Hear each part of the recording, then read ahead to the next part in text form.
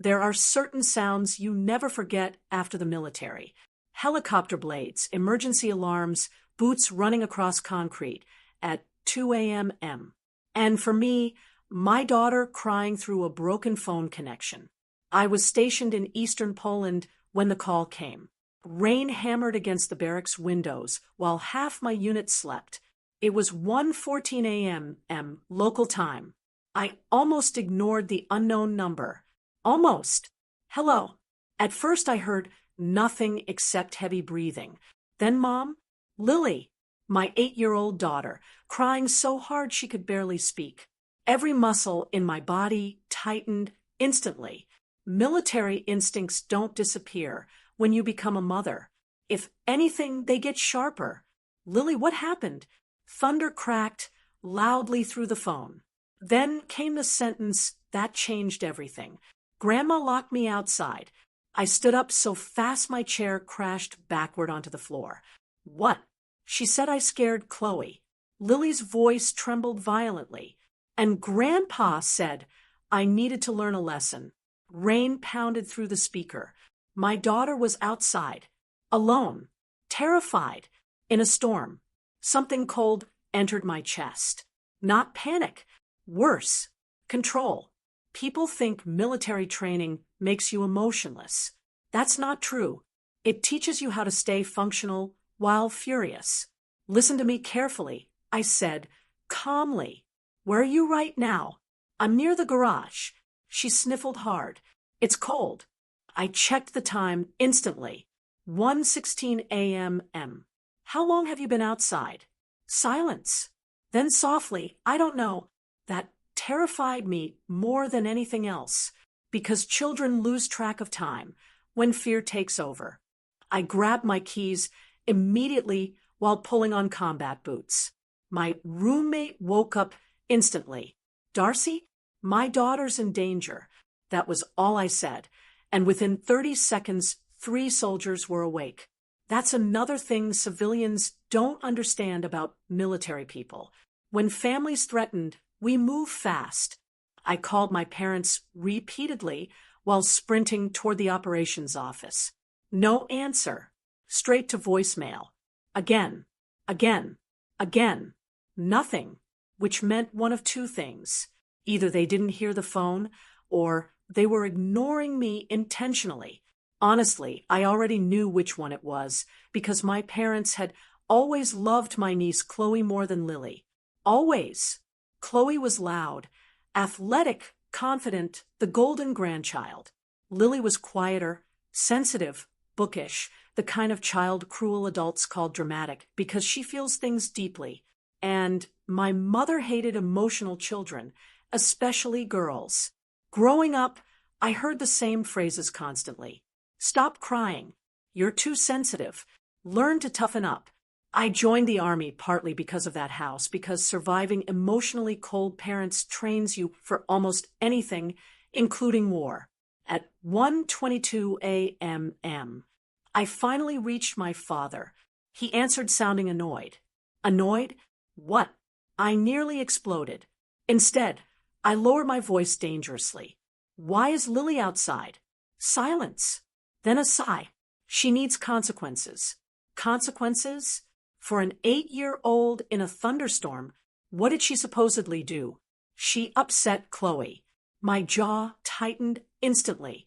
Of course, always Chloe. What does that even mean? She told lies. I knew immediately something was wrong, because Lily physically cannot lie convincingly. She cries before she finishes the sentence. Meanwhile, Chloe, that child could frame someone for murder and smile during dinner afterward. Put Lily back inside. Right now, she needs to think about her behavior. That's when my military training truly kicked in, because anger became strategy. Listen carefully, I said. If my daughter is not inside within 60 seconds, I will involve local police and child protective services. My father laughed, actually laughed. You're overreacting. Overreacting. My daughter was crying alone in a storm, and he called it overreacting. That was the moment I realized something horrifying. My parents genuinely believed they were right. I got emergency leave approved within 6 hours. Longest 6 hours of my life. By the time I landed back in Virginia, CPS had already opened an investigation because my unit commander personally contacted authorities. One benefit of military service: people take documentation seriously. The second I saw Lily at the airport, my heart shattered. She ran into my arms immediately, but she felt smaller somehow, quieter. Children shrink emotionally after betrayal, especially betrayal from family. I crouched beside her carefully. "You okay, Bug?" She nodded automatically, too quickly. Classic trauma response.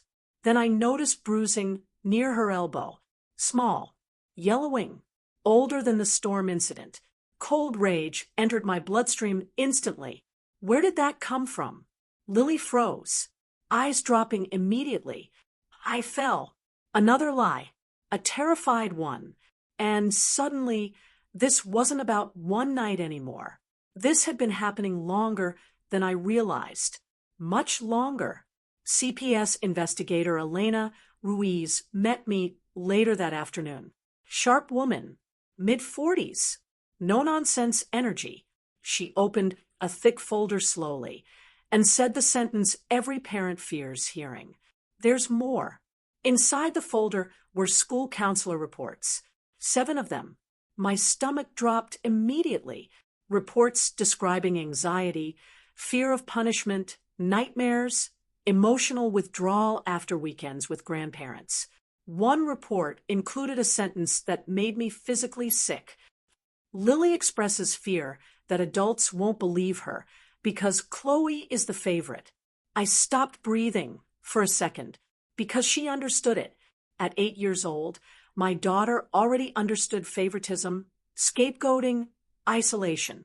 Children should never know those words emotionally. Elena continued carefully. There's also witness testimony. A neighbor named Mrs. Patterson had seen Lily outside during the storm for almost 40 minutes. 40 minutes in freezing rain.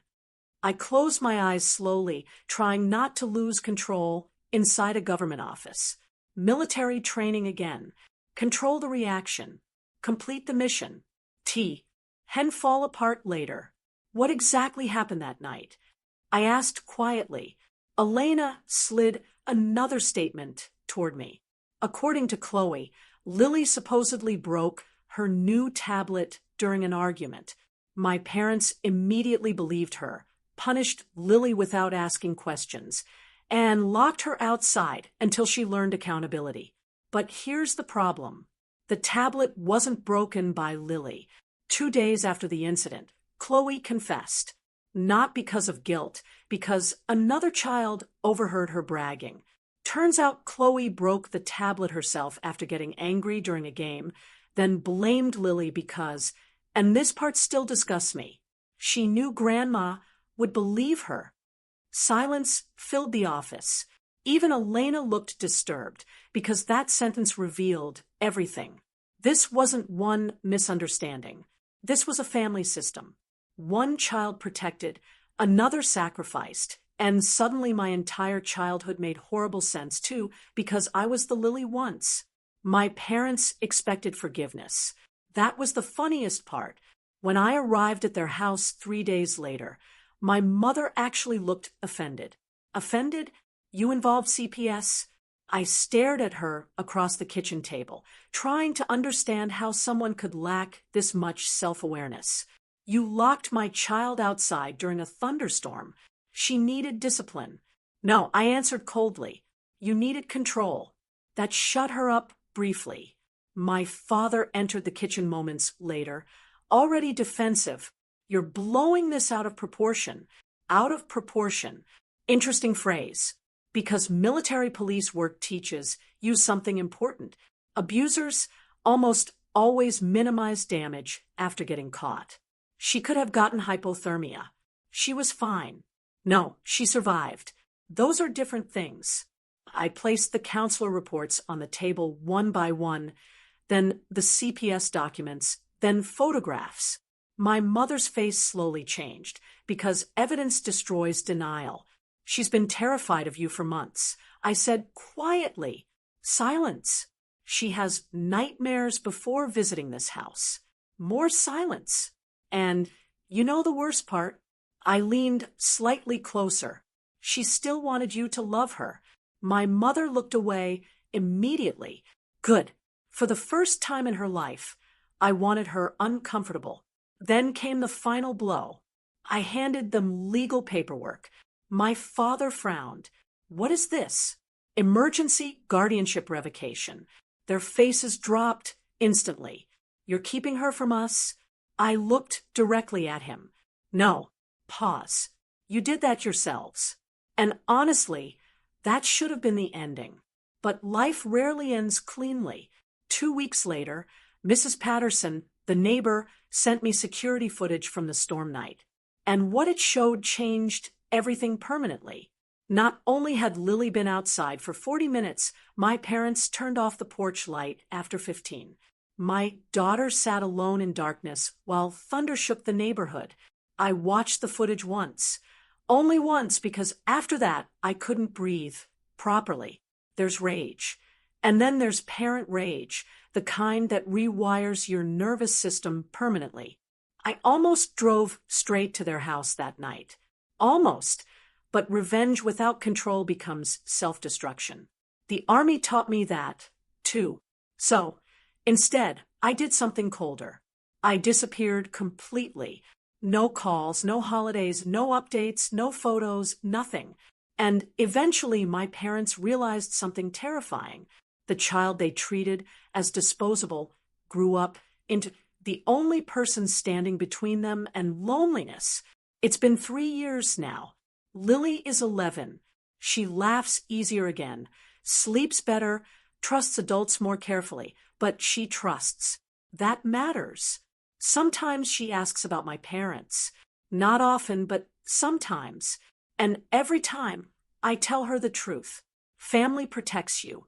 If they don't protect you, they don't get unlimited access to you. That lesson took me 32 years to learn. I'm glad she learned it sooner. Last month, my father sent a letter.